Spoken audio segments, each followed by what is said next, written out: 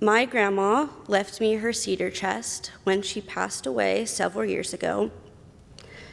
It has treasures from more than her 80 years of life, including ones from my grandpa's life, my mom's life, and my uncle's lives. Grandma was definitely not a hoarder, but she kept things that were important to her. And it's interesting to see what was important in her life from my own perspective.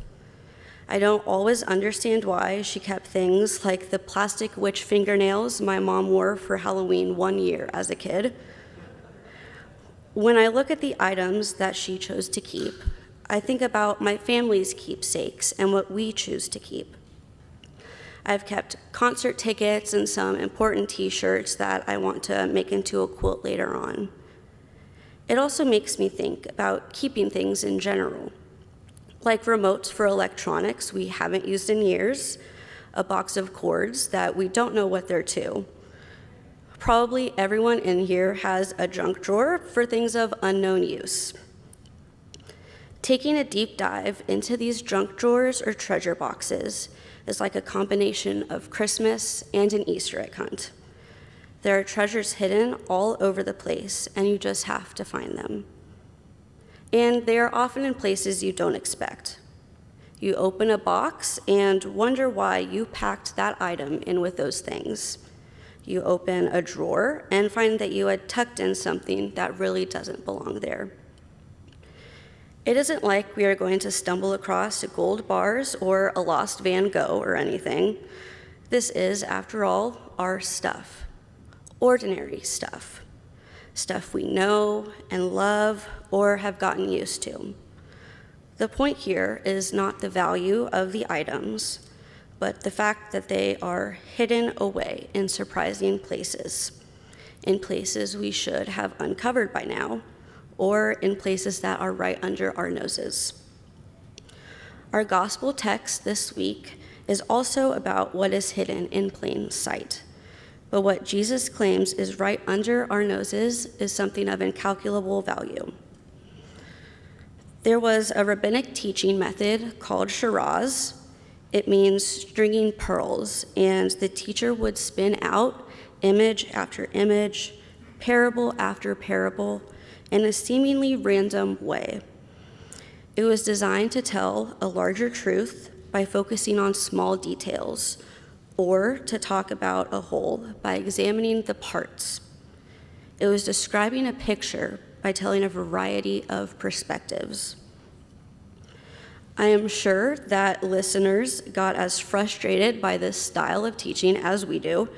Which is it, Jesus? Had to be the demand. Does it work in secret, hidden away from our eyes like yeast in the dough? Or does it sprout up like a plant and provide shade and protection like a mustard shrub? Is it something common like a seed, or questionable like yeast, or valuable like a treasure? All of these questions and more, Jesus would answer with a smile and nod of the head and tell us that we are like scribes, bringing out of the treasure something old and something new. When we pressed him and shouted, "Which is it, this or that?" he would say, "Yes, that's it exactly." And he wouldn't be saying it just to be funny or frustrating. He'd say it because it was the truth. Is it a pearl or a net or a seed or a treasure hidden in a field or yeast hidden in 3 measures of flour? Yes, it is exactly that and more. Talking to Jesus can be exhausting.